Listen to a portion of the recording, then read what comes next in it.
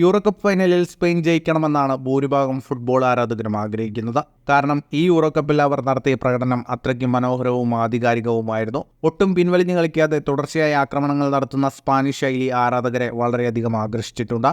ടീമിന്റെ ഇപ്പോഴത്തെ പ്രകടനത്തിന് പിന്നിലെ പ്രധാന ബുദ്ധികേന്ദ്രം പരിശീലകനായ ലൂയിസ് ഡി ലാ ഫ്യൂവന്റെ തന്നെയാണ്. ലോകകപ്പിന് ശേഷം ലൂയിസ് എൻറിക്ക് സ്ഥാനമൊഴിഞ്ഞ ഒഴിവിലേക്കാണ് അദ്ദേഹം എത്തിയത്. സ്പെയിന്റെ യൂത്ത് ടീമുകളുടെ പരിശീലകനായ ലൂയിസിനെ സീനിയർ ടീമിന്റെ മാനേജർ സ്ഥാനത്തേക്ക് നയിക്കുമ്പോൾ പലരും നെറ്റിച്ചുളിച്ചിരുന്നു.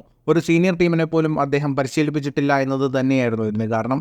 എന്നാൽ നേഷൻസ് ലീഗിൽ കിരീടത്തിലേക്ക് ടീമിനെ നയിച്ചും ഇപ്പോൾ യൂറോ കപ്പ് ഫൈനലിൽ എത്തിച്ചും ഇതിന് മറുപടി നൽകാൻ ഫ്യൂവന്റേക്ക് കഴിഞ്ഞു. ലൂയിസിന്റെ പരിശീലന മികവിന്റെ മികച്ച ഉദാഹരണമാണ് ഫ്രാൻസിനെതിരായ മത്സരം. ഒരു ഗോളിന് പിന്നിലായിട്ടും ടീമിനെ തിരിച്ചു കൊണ്ടുവരാൻ ഫ്യൂവന്റേക്ക് കഴിഞ്ഞു. വിങ്ങിൽ കൂടുതലായി കളിച്ചിരുന്ന യമാൽ, നിക്കോ വില്യംസ് എന്നിവരെ ഹാഫ് സ്പേസിൽ ഉള്ളിലേക്ക് കൂടി കടന്നു വരാൻ അനുവദിച്ചത് ഫ്രാൻസ് പ്രതിരോധത്തെ മൊത്തത്തിൽ താളം തെറ്റിക്കുന്ന ഒന്നായിരുന്നു. കോച്ചിങ് സ്കൂളിൽ അർജന്റീന പരിശീലകനായ ലയണൽ സ്കലോണിയുടെ ആശാനായിരുന്നു ഫ്യൂവന്റെ. കഴിഞ്ഞ 3 പ്രധാന കിരീടങ്ങൾ നേടുകയും ഇപ്പോൾ കോപ്പ അമേരിക്ക ഫൈനലിൽ അർജന്റീനയെ എത്തിക്കുകയും ചെയ്ത സ്കലോണിയുടെ മികവ് എവിടെ നിന്ന് വന്നുവെന്ന് പറയേണ്ടതില്ലല്ലോ. യൂറോ കപ്പിൽ സ്കലോണിയുടെ പിന്തുണയും സ്പെയിനിന് തന്നെയാണ്. ഫുട്ബോൾ ലോകത്തെ കൂടുതൽ വാർത്തകൾക്കും വിശേഷങ്ങൾക്കുമായി സ്പോർട്സ് കഫേ പോൾ തന്നെ സബ്സ്ക്രൈബ് ചെയ്യുക.